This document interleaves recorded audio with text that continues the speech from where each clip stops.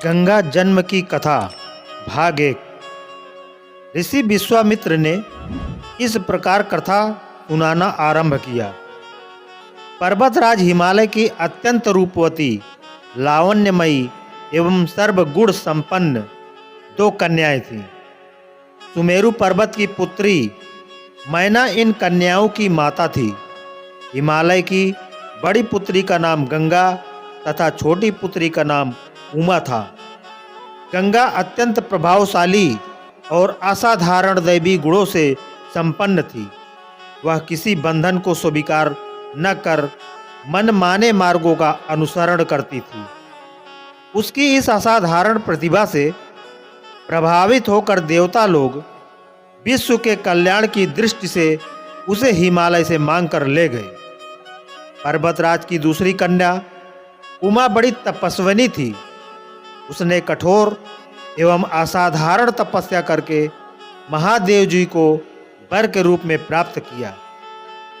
विश्वामित्र के इतना कहने पर राम ने कहा, हे भगवान, जब गंगा को देवता लोग सुरलोक लेके गए तो वह पृथ्वी पर कैसे अवतरित हुई, और गंगा को त्रिपथगा क्यों कहते हैं?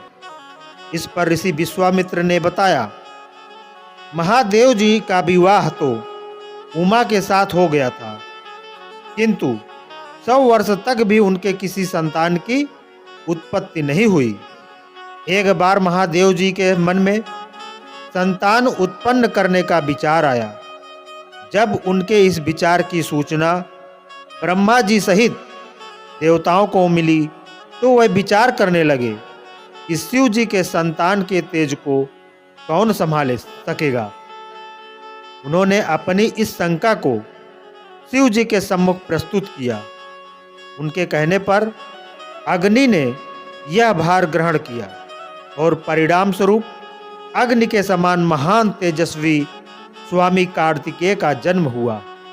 देवताओं के इस षड्यंत्र से उमा के संतान होने में बाधा पड़ी तो उन्होंने क्रुद्ध होकर देवताओं को शाप दे दिया कि भविष्य में वह कभी पिता नहीं बन सकेंगे। इस बीच सुरलोक में विचरण करती हुई गंगा से उमा की भेंट हुई। गंगा ने उमा से कहा कि मुझे सुरलोक में विचरण करते हुए बहुत दिन हो गए। मेरी इच्छा है कि मैं अपनी मातृभूमि पृथ्वी पर विचरण करूं। उमा ने गंगा का आश्वासन दिया कि वह इसके लिए कोई प्रबंध करने का प्रयत्न करेंगी। वत्स राम, तुम्हारी ही अयोध्यापुरी में सगर नाम के एक राजा थे। उनके कोई पुत्र नहीं था। सगर की पटरानी केसनी विदर्भ प्रांत के राजा की पुत्री थी। केसनी सुंदर, धर्मात्मा और सत्यपरायण थी। सगर की दूसरी रानी का नाम सुमति था, जो राजा अरिष्टनेमि की कन्या थी। दोनों रानियों को लेकर महाराज सगर हिमालय के भृगप्रसोड़ नामक प्रांत में जाकर पुत्र प्राप्ति के लिए तपस्या करने लगे।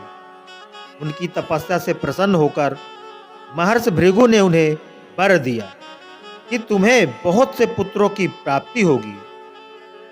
दोनों रानियों में से एक का केवल एक ही पुत्र होगा जो कि वंश को बढ़ाएगा, और दूसरी के 60,000 पुत्र होंगे। कौन सी रानी कितने पुत्र चाहती है, इसका निर्णय वह स्वयं आपस में मिलकर कर लें। केसनी ने वंश को बढ़ाने वाले एक पुत्र की कामना की, और गरुड़ की बहन सुमित ने 60,000 बलवान पुत्रों की। उचित समय पर रानी केसनी ने असमंजस नामक पुत्र को जन्म दिया। रानी सुमित के गर्भ से एक तुम्बा निकल, जिसे फोड़ने पर छोटे छोटे 60,000 पुत्र निकले। उन सब का पालन पोषण घी के घड़ों में रखकर किया गया। कालचक्र बीतता गया और सभी राजकुमार युवा हो गए। सगर का ज्येष्ठ पुत्र असमंजस बड़ा दुराचारी था, और उसे नगर के बालकों को सरयू नदी में फेंककर उन्हें डूबते हुए देखने में बड़ा आनंद आता था। इस दुराचारी पुत्र से दुखी होकर सागर ने उसे अपने राज्य से निर्वासित कर दिया। असमंजस के अंशुमान नाम का एक पुत्र था। अंशुमान अत्यंत सदाचारी और पराक्रमी था। एक दिन राजा सगर के मन में अश्वमेघ यज्ञ करवाने का विचार आया। शीघ्र ही उन्होंने अपने इस विचार को कार्य रूप में परिणित कर दिया। राम ने ऋषि विश्वामित्र से कहा, गुरुदेव, मेरी रुचि अपने पूर्वज सगर की यज्ञ गाथा को विस्तार पूर्वक सुनने में है, अतः कृपा करके इस वृत्तांत को पूरा सुनाइए। राम के इस तरह कहने पर ऋषि विश्वामित्र प्रसन्न होकर कहने लगे, राजा सगर ने हिमालय एवं विंध्याचल के बीच की हरी भरी भूमि पर एक विशाल यज्ञ मंडप का निर्माण करवाया। फिर अश्वमेघ यज्ञ के लिए श्यामकर्ण घोड़ा छोड़कर उसकी रक्षा के लिए पराक्रमी अंशुमान को सेना के साथ उसके पीछे पीछे भेज दिया। यज्ञ की संभावित सफलता के परिणाम की आशंका से भयभीत होकर इंद्र ने एक राक्षस का रूप धारण करके उस घोड़े को चुरा लिया।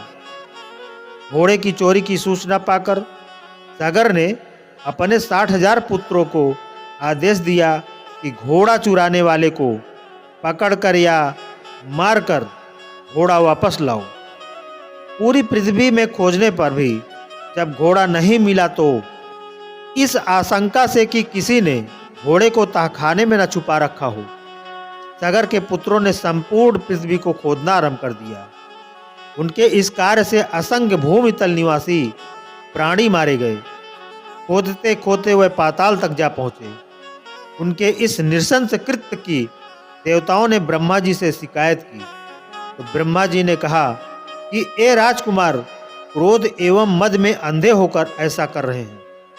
पृथ्वी की रक्षा कर दायित्व कपिल पर है, इसलिए वह इस विषय में कुछ न कुछ अवश्य करेंगे। पूरी पृथ्वी को खोदने के बाद भी जब घोड़ा और उसको चुराने वाला चोर नहीं मिला तो निराश होकर राजकुमारों ने इसकी सूचना अपने पिता को दी। रुष्ट होकर सगर ने आदेश दिया कि घोड़े को पाताल में जाकर ढूंढो। पाताल में घोड़े को खोजते खोजते वह सनातन वसुदेव कपिल के आश्रम में पहुंच गए। उन्होंने देखा कपिल देव आंखें बंद किए बैठे हैं और उन्हीं के पास यज्ञ का वह घोड़ा बंधा हुआ है। उन्होंने कपिल मुनि को घोड़े का चोर समझकर उनके लिए अनेक दुर्वचन कहे और उन्हें मारने के लिए दौड़े। सगर के इन कुकृत्यों से कपिल मुनि की समाधि भंग हो गई। उन्होंने क्रुद्ध होकर सगर के उन सब पुत्रों को भस्म कर दिया।